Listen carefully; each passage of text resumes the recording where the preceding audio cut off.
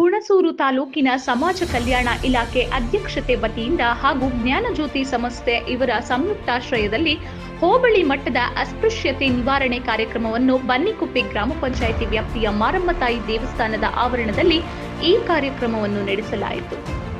ಈ ಕಾರ್ಯಕ್ರಮದಲ್ಲಿ ಅಸ್ಪೃಶ್ಯತೆ ಹೋಗಲಾಡಿಸುವಲ್ಲಿ, ಅಸ್ಪೃಶ್ಯತೆ ನಿವಾರಣೆ ಬಗ್ಗೆ ಬೀದಿ ನಾಟಕದ ಮುಖಾಂತರ ಜಾತಿ ಎಂಬುದರ ಬಗ್ಗೆ ಹೋಗಲಾಡಿಸುವಲ್ಲಿ ಜಾಗೃತಿ ಮೂಡಿಸಲಾಯಿತು.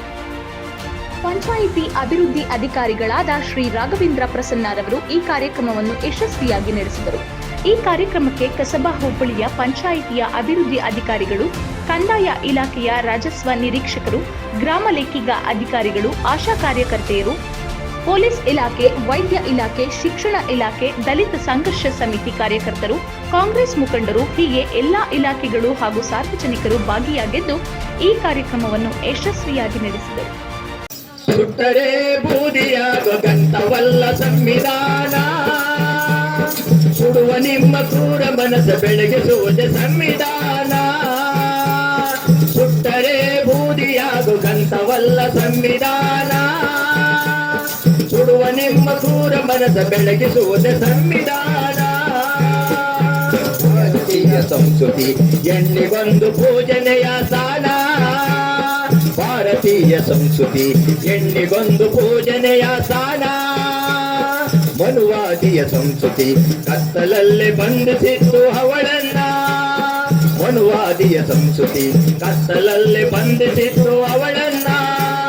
ಶತಮಾನಗಳಿಂದ ಅತಿಶೋಷಣೆಯಿಂದ, ಶತಮಾನಗಳಿಂದ ಅತಿಶೋಷಣೆಯಿಂದ ನೊಂದು ಬೆಂದು ಕಳಲಿ ಬೆಂದಾಗ ನೆರಳಾಗಿ ಕಾಯುತ್ತಿದೆ ಅವಳನು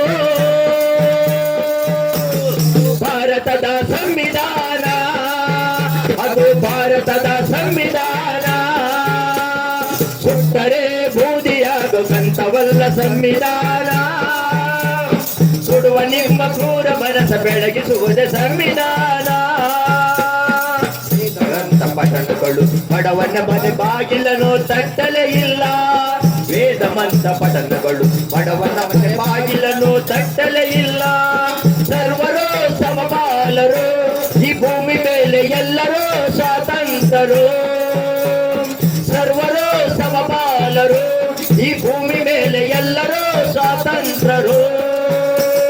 ಸುಟ್ಟರೆ ಬೂದಿಯಾಗಂತವಲ್ಲ ಸಂವಿಧಾನ, ಸುಡುವ ನಿಮ್ಮ ಕ್ರೂರ ಮನಸ್ಸ ಬೆಳಗಿಸುವುದೇ ಸಂವಿಧಾನ, ಬೆಳಗಿಸುವುದೇ ಸಂವಿಧಾನ. ಹಾಗೆಯೇ ಸಮಾಜದ ವಿವಿಧ ಮುಖಂಡರುಗಳೇ ಮತ್ತು ವಿಶೇಷ ಆಹ್ವಾನಿತರಾಗಿ ಬಂದಿರತಕ್ಕಂಥ ವಿಶೇಷ ಆಹ್ವಾನಿತರೆ ಹಾಗೂ ಸಾರ್ವಜನಿಕ ಬಂಧುಗಳೇ ಹಾಗೂ ಇಲ್ಲಿ ನಡೆದಿರ್ತಕ್ಕಂಥ ಎಲ್ಲ ನಮ್ಮ ಸರ್ಕಾರಿ ಮಟ್ಟದ ವಿವಿಧ ಅಧಿಕಾರಿ ವರ್ಗದವರೇ ಹಾಗೂ ಗ್ರಾಮಸ್ಥರೇ, ಪತ್ರಿಕಾ ಮಾಧ್ಯಮದವರೇ, ಈ ಒಂದು ಅಸ್ಪೃಶ್ಯತೆ ನಿವಾರಣೆಗೆ ಕುರಿತು ಜಾಗೃತಿ ಕಾರ್ಯಕ್ರಮ ತಾಲೂಕು ಆಡಳಿತ, ತಾಲೂಕು ಪಂಚಾಯತಿ, ಸಮಾಜ ಕಲ್ಯಾಣ ಇವರ ವತಿಯಿಂದ ಕಳೆದ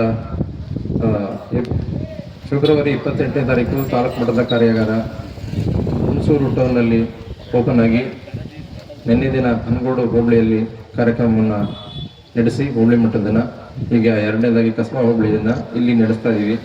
ಈ ಒಂದು ಕಾರ್ಯಕ್ರಮದ ಮುಖ್ಯ ಉದ್ದೇಶ ಏನು ಅಂತಂದರೆ, ಈ ಒಂದು ಸ್ವಾತಂತ್ರ್ಯ ಬಂದು 75 ವರ್ಷಗಳಿಗಿಂತ ಹೆಚ್ಚಾದರೂ ಕೂಡ ನಮ್ಮ ಒಂದು ಅಸ್ಪೃಶ್ಯತೆ ಅನ್ನತಕ್ಕಂಥದ್ದು ಇನ್ನೂ ಸಂಪೂರ್ಣವಾಗಿ ನಿರ್ಮೂಲನೆ ಆಗಿರೋದಿಲ್ಲ. ಅದು ಬೇರೆ ಬೇರೆ ರೀತಿಯಲ್ಲಿ, ಬೇರೆ ಬೇರೆ ಸ್ವರೂಪದಲ್ಲಿ ಕಂಡು ಬರ್ತಾ ಇರ್ತದೆ. ಅದಕ್ಕೆ ಮುಖ್ಯ ಉದ್ದೇಶ ಅಂದರೆ ಹೆಚ್ಚಿನದಾಗಿ ಗ್ರಾಮೀಣ ಪ್ರದೇಶದಲ್ಲಿ ಕಂಡು ಬರ್ತಾ ಇರೋದಕ್ಕೆ ಮುಖ್ಯ ಉದ್ದೇಶ ಅವರಲ್ಲಿರ್ತಕ್ಕಂಥ ಕಾನೂನಿನ ಅರಿವಿನ ಕೊರತೆ ಅನ್ನೋದು ಬಹು ಮುಖ್ಯ.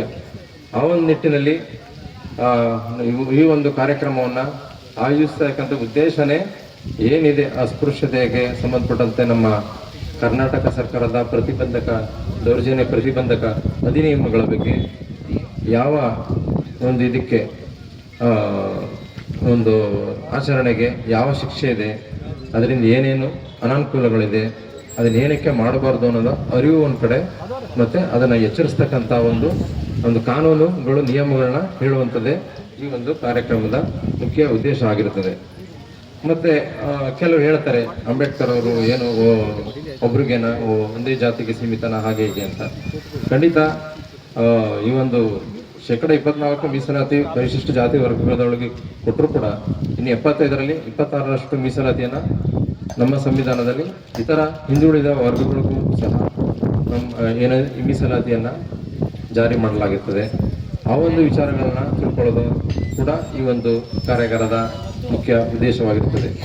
ಹಾಗೇನೆ ನಮ್ಮ ಜನಪ್ರತಿನಿಧಿಗಳಾಗಿರ್ಬೋದು, ನಮ್ಮ ವೇದಿಕೆ ಮುಂಭಾಗಿರ್ತಕ್ಕಂಥ ಅಂಗನವಾಡಿ ಕಾರ್ಯಕರ್ತರು, ಆಶಾ ಕಾರ್ಯಕರ್ತರು, ನಮ್ಮ ಶಿಕ್ಷಣ ಇಲಾಖೆಯ ಮುಖ್ಯಸ್ಥರುಗಳು, ಹಾಗೇನೆ ಬೇರೆ ಬೇರೆ ಹೋಬಳಿ ಮಟ್ಟದ ಅಧಿಕಾರಿ ವರ್ಗದವರು ಇದ್ದಾರೆ.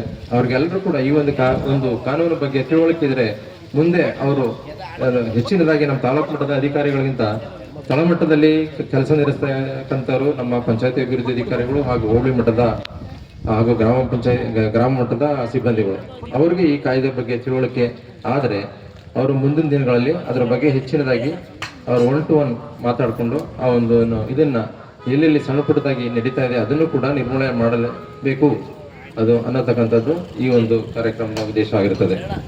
ಹಾಗಾಗಿ ಈ ಒಂದು ಕಾರ್ಯಕ್ರಮಕ್ಕೆ ಬಂದಿರತಕ್ಕಂಥ ಹೆಚ್ಚಿನ ಸಂಖ್ಯೆಯಲ್ಲಿ ನಿರೀಕ್ಷೆ ಮಾಡಿದ್ದು, ಆದರೂ ಕೂಡ ಪ್ರಮುಖರು ಏನು ನಮ್ಮ ಇದು ಹೋಬಳಿ ಮಟ್ಟದಲ್ಲಿ ಎಲ್ಲ ಕೇಂದ್ರಗಳಲ್ಲೂ ಕಾರ್ಯವ್ಯಾಪ್ತಿಯನ್ನು ನಡೆಸ್ತಕ್ಕಂಥ ಮುಖ್ಯಸ್ಥರು ಇಲ್ಲಿದ್ದೀರಾ.